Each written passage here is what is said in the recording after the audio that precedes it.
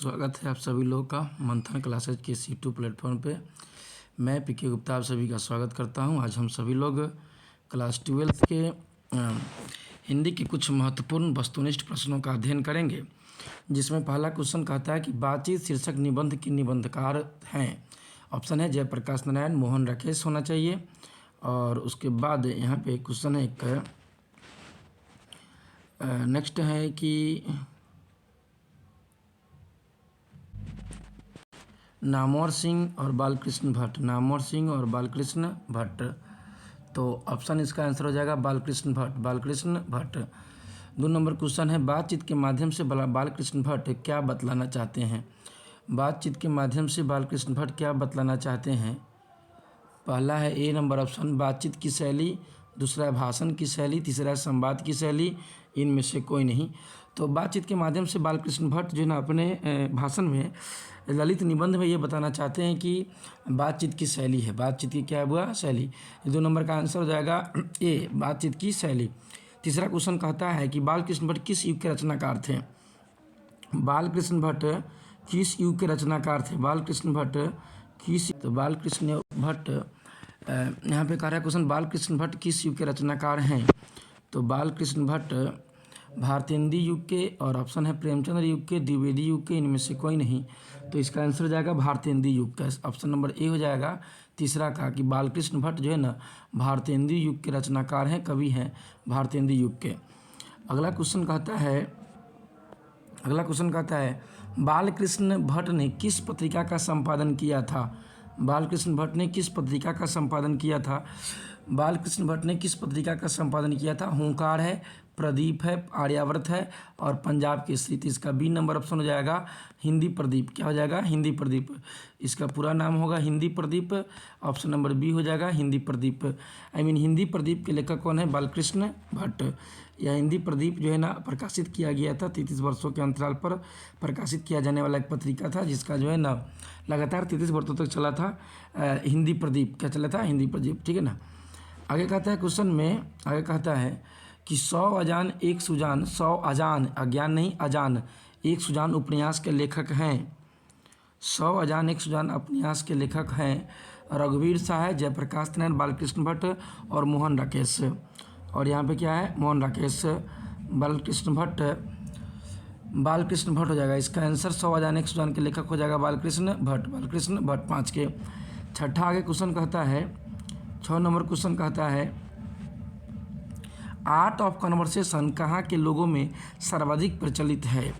Art of conversation कहाँ के लोगों में सर्वाधिक प्रचलित भाषा है, या कहाँ के लोगों में प्रचलित है। आर्ट ऑफ कन्वर्सेशन कहाँ के लोगों में सर्वाधिक प्रचलित है। भारत के लोगों में, यूरोप के लोगों में, अफ्रीका के लोगों में, कनाडा के लोगों में। इसका आंसर हो जाएगा 6 का बी नंबर। यूरोप के लोगों को बातचीत करने की एक विशेष कला होती है, जिसको आर्ट ऑफ कन्वर्सेशन कहते हैं। कन्वर्सेशन का मतलब ही होता है आपसी बातचीत, और आर्ट मतलब कला, मतलब आर्ट ऑफ कन्वर्सेशन कहाँ के लोगों में सर्वाधिक प्रचलित तो है, तो यूरोप महादेश के लोगों में। नेक्स्ट क्वेश्चन है यहाँ पे कि नेक्स्ट क्वेश्चन है निम्नलिखित में से बालकृष्ण भट्ट के निवास स्थान कौन सा था। 7 नंबर क्वेश्चन है निम्नलिखित में से बालकृष्ण भट्ट के निवास स्थान कौन सा था। इलाहाबाद और ऑप्शन नंबर बी है फर्रुखाबाद, गाजीपुर और गया। इसका आंसर हो जाएगा इलाहाबाद। क्या हो जाएगा इलाहाबाद। बालकृष्ण भट्ट उत्तर प्रदेश के इलाहाबाद प्रयागराज के रहने वाले थे, इलाहाबाद के ही रहने वाले थे। 7 नंबर क्वेश्चन किस बालकृष्ण भट्ट का निवास स्थान कौन सा था, तो इलाहाबाद। क्या हो जाएगा इलाहाबाद। 8 नंबर क्वेश्चन कहता है यहाँ पे कि 8 नंबर क्वेश्चन कहता है कि बालकृष्ण भट्ट द्वारा कौन सा उपन्यास रचित है। बालकृष्ण भट्ट के द्वारा कौन सा उपन्यास रचित है। ऑप्शन नंबर ए है हमारी घड़ी, जैसा काम वैसा परिणाम, नई रोशनी का विष, सीता बनवास। तो इसका आंसर हो जाएगा सीता बनवास। क्या हो जाएगा सीता बनवास। सीता बनवास के लेखक कौन है, बालकृष्ण भट्ट। बालकृष्ण भट्ट सीता बनवास के लेखक है। बालकृष्ण भट्ट के पिता कौन थे। बालकृष्ण भट्ट के पिता कौन थे। बालकृष्ण भट्ट के पिता कौन थे। ऑप्शन हो जाएगा इसका बेनी प्रसाद भट्ट, राम प्रसाद भट्ट, शिव प्रसाद भट्ट और गौरी शंकर। आंसर हो जाएगा बेनी प्रसाद भट्ट। बालकृष्ण भट्ट के पिताजी का नाम था बेनी प्रसाद भट्ट, ठीक है ना। इनके पिताजी का नाम बेनी प्रसाद भट्ट था। ऑप्शन नंबर ए 9 का ए हो जाएगा आंसर। क्वेश्चन नंबर 9 जो कह रहा है बालकृष्ण भट्ट के पिताजी का नाम क्या था, तो बेनी प्रसाद भट्ट। माताजी का नाम पार्वती देवी था और पिताजी इनके जो है ना पेशे से एक व्यापारी थे, बिजनेसमैन थे। बस सुनो जी, बेनी प्रसाद भट्ट।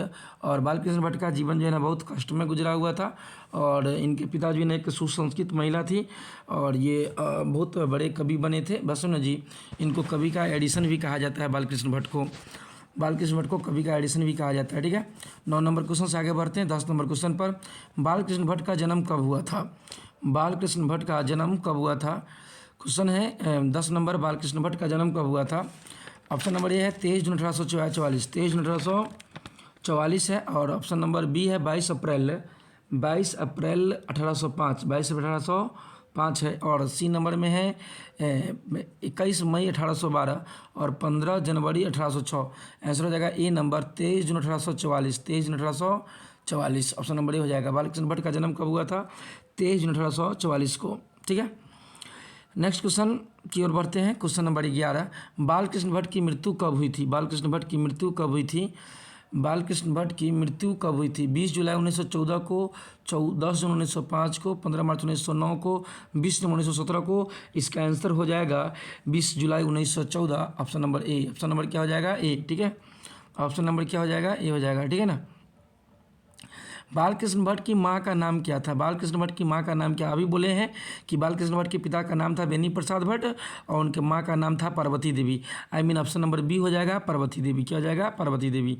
बालकृष्ण भट्ट की माँ की नाम पार्वती देवी और पिताजी का नाम बेनी प्रसाद भट्ट। बेनी प्रसाद भट्ट एक व्यापारी थे और माँ इनकी जो सुसंस्कृत गृहिणी महिला थी और घर के कामकाज देखा करती थी। ठीक है, क्वेश्चन है बालकृष्ण भट्ट जी ने किस शब्दकोश का संपादन किया है? बालकृष्ण भट्ट ने किस शब्दकोश का संपादन किया है? अंग्रेजी शब्दकोश, उर्दू शब्दकोश और उर्दू शब्द के बाद ऑप्शन है आगे कि संस्कृत शब्दकोश, हिंदी शब्दकोश। संस्कृत शब्दकोश और कौन सा? हिंदी। इसका आंसर हो जाएगा हिंदी शब्दकोश। क्या हो जाएगा? हिंदी शब्दकोश के संपादक थे। हिंदी शब्दकोश के क्या थे? संपादक थे। ठीक है ना, हिंदी शब्दकोश के क्या थे? यहाँ पे संपादक थे बालकृष्ण भट्ट। समझे? तो आंसर हो जाएगा हिंदी शब्दकोश, हिंदी शब्दकोश। ठीक है, बालकृष्ण भट्ट मूलतः क्या थे? बालकृष्ण भट्ट मूलतः क्या थे? एक निबंधकार थे, कथाकार थे, नाटककार थे, उपन्यासकार थे।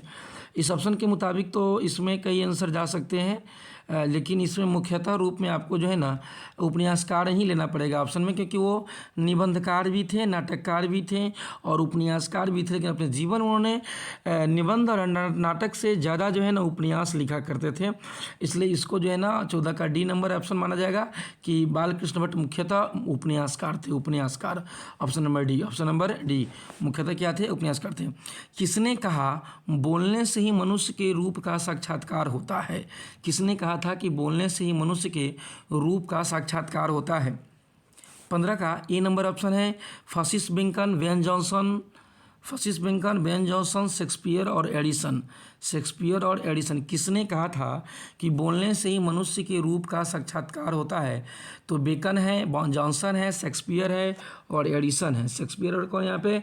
एडिसन है। तो आंसर हो जाएगा बी, बेन जॉनसन। आंसर में क्या हो जाएगा? B, Ben Jonson. Ben Jonson ने कहा था कि मनुष्य के जो रूप का वास्तविक साक्षात्कार का मतलब इंटरव्यू का मतलब रियल पहचान जो है ना उसका बातचीत करने से होता है।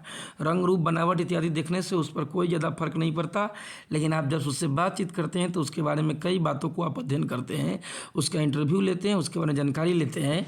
अर्थात मनुष्य के रूप का वास्तविक साक्षात्कार बेन जॉनसन ने कहा था कि उसका साक्षात्कार से होता है, इंटरव्यू से होता है, बातचीत से होता है।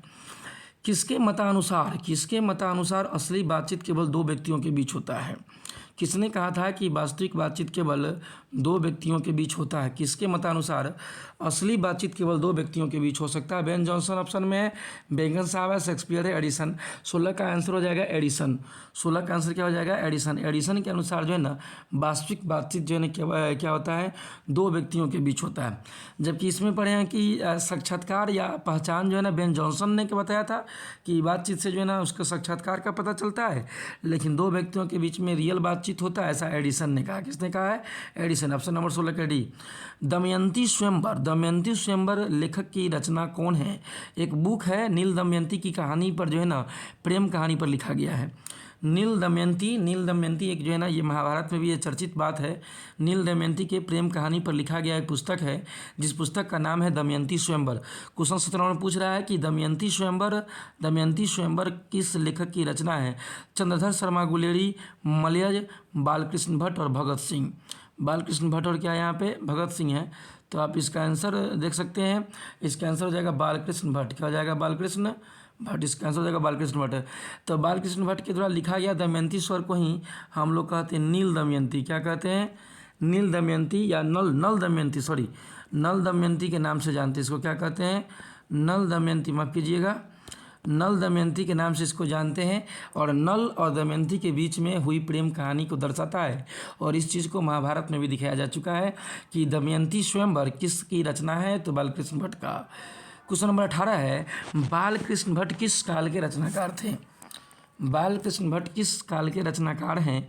तो बालकृष्ण भट्ट जो है ना रचनाकार हैं, बालकृष्ण भट्ट रचनाकार हैं आदिकाल के, रीतिकाल के, और उसके बाद ऑप्शन है कि आधुनिक काल के। तो इसमें भी ऑप्शन की बात किया जाए तो एक आदिकाल, भक्तिकाल, रीतिकाल, ये तीनों नहीं हो सकता है, लेकिन आधुनिक काल को थोड़ा बहुत माना जा सकता है। लेकिन माना जाए कि ऑप्शन के हिसाब से जो है ना 18 का डी आंसर ही होगा, आधुनिक काल। कौन होगा? आधुनिक काल। ऐसे आधुनिक काल के कई कवि हो सकते हैं, माँ श्वेता देवी भी हो सकती हैं और अज्ञा जी भी हो सकते हैं, और आधुनिक युग के कई कवि हैं। लेकिन जिसमें जो है ना ऑप्शन के हिसाब से हम बालकृष्ण भट्ट किस काल के रचनाकार हैं तो आधुनिक काल कह सकते हैं, बस ना जी। हालांकि एक बात आप जान लीजिए कि बालकृष्ण भट्ट को जो है ना आलोचनात्मक कवि कहते हैं। क्या कहते हैं? आलोचनात्मक। ठीक है ना। क्वेश्चन पूछेगा कि आलोचनात्मक कवि किसको कहते हैं, तो बालकृष्ण भट्ट को आलोचनात्मक। ठीक है, आलोचनात्मक कवि के नाम से कौन जाना जाता है? बालकृष्ण भट्ट। और आधुनिक काल के कवि कौन के जाने जाते हैं? बालकृष्ण भट्ट। और कवि का एडिशन के रूप में किसको कहा जाता है? बालकृष्ण भट्ट को। ये तमाम आंसर बालकृष्ण भट्ट के बारे में जाता है। और इसी पर जो है ना ये फर्स्ट चैप्टर का आपके इस बुक का मात्र 18 ऑब्जेक्टिव क्या हुआ? समाप्त हुआ। तत्काल बहुत बहुत धन्यवाद। स्वागत है आप सभी लोग